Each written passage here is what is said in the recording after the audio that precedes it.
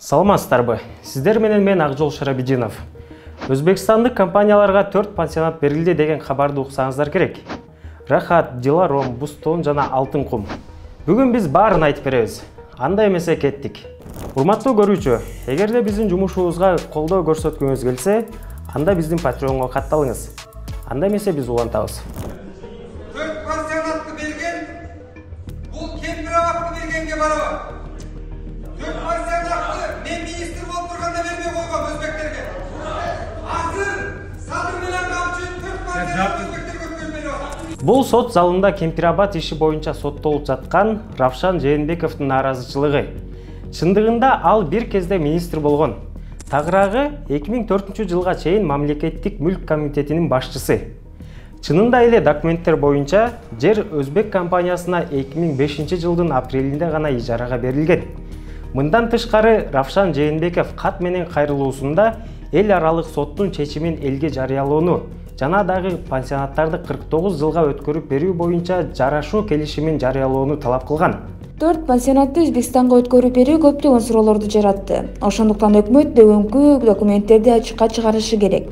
Вашингтон сотунун чечими, Кыргызстан менен Өзбекстандын ортосундагы жарашуу келишими, 4 пансионатты 49 жылга ижара келишими жана ижара шарттары.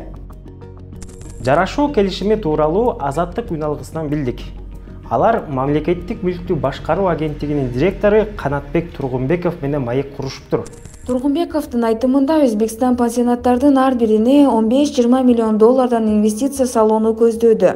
Мамлекеттик мүлктү башкаруу фонду бул жайлар мамлекеттин менчигинде калып, инвесторлорго убактылуу башкарууга берилерин билдирген. Бирок Кыргызстан менен Өзбекстандын ортосундагы жарашуу келишимдин текстин 24 KG маалымат агенттигине берүүдөн баш тарткан. Жарашуу келишимине президент Садыр Жапаров да комментарий берди. Ушул жылдын май айында сот тарабынан кыргыз тарап 40 миллион доллардан ашык акча төлөп бериши керек деген чечим чыккан. Биз өзбек тарап менен сүйлөшүүлөрдү жүргүзүп, объектилерди 49 жылга ижарага беребиз деген келишимге келдик. Алар болсо 4-5 жылдыздуу мейманканалардын деңгээлине чейин модернизациялап жатышат. Аларга көрсөтүлгөн сумманы төлөөгө мүмкүнчүлүгүбүз жок. Бирок Вашингтон сотунун чечими барбы? Инвестициялык талаштарды жөнгө салуу боюнча эл аралык борбордун сайтынан биз чечимди таба алган жокпуз. Бирок сиздин көңүлүңүзгө биз өкүмдүн текстин сунуштайбыз. Ал жерде бардык суроолорго жооптор бар. Биринчиден, Өзбекстан 4 пансионаттын кайтарылышын талап кылган эмес. Доо тарап пансионаттарды менчикке кайтаруу зыяндын ордун толук толтуруу үчүн жетишсиз дешкен.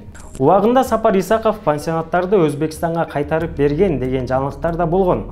Жада калса буйрукка 2017 жылы кол коюлган. Бирок буйрук кагаз боюнча кала берген.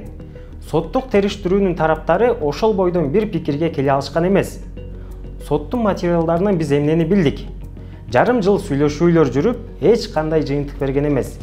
Эмне үчүн экенин Жогорку кеңештин депутаты Дастан Бекешевден сурадык. Вице-премьер келип доклад кылган. Көпчүлүк депутаттар колдошкон, мен өзүм эле каршы болгом.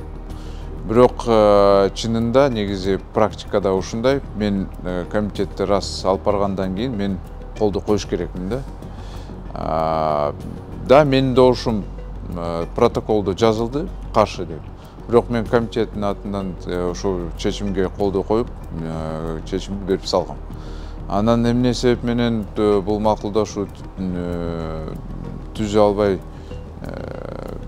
эмнеге созулду деп мен аны айта албайт экен. Бирок кээ бир айтып атышат, Сооронбай Жээнбеков келгенден кийин бир топ башка маселелерге көңүлдү буруп, Сапар Исаков менен бир топ мындай талаш тартыштар болуп, анан башкы прокурорду алмаштырганбыз. Иши бир топ эле саясий маселелер болуп калган да повесткада. Ошон үчүн бул маселе унутуп калган. 40 миллион доллар компенсациянын суммасы кайдан келип чыкты? Биз соттун чечиминен издеп көрдүк. Көрсө, өзбек тарап мисал катары асман долбоорун колдонгон экен. Башкача айтканда, президенттин кенен жайылтылган билдирүүсү негиз катары алынган. Доогерлер мындан пайдаланып, Ысык көлдөгү жердин баасын эсептеп, 5 миллиард доллар 4000 гектар үчүн акы катары эсептелген. Ошонун негизинде 1 гектар жер 1,25 миллион доллар деп эсептелди. Бул сандарга таянып, 4 пансионаттын наркы 99,6 миллион долларды түзгөн.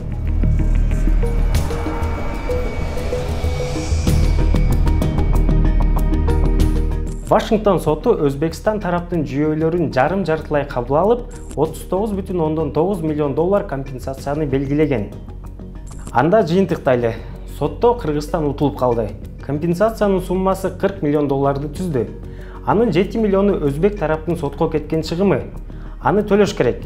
Өзбекстандык компаниялар пансионаттарды кайтарып берүүнү талап кылышкан жок. Бирок биздикилер жарашууга барышкан. 40 миллиондун ордуна аны 49 жылга ижарага беришкен. Дүйнөлүк келишимдеги дагы кандай шарттар бар, ал бизге белгисиз. Сапар Исаковдун тушунда тараптар бир пикирге келе албаганын гана билебиз. Ал эми азыркы бийликтин колунан ушулар келди. Мына ушундай окуя. Сиздер менен мен Акжол Шарабидинов болдум. Көрүшкөнчө.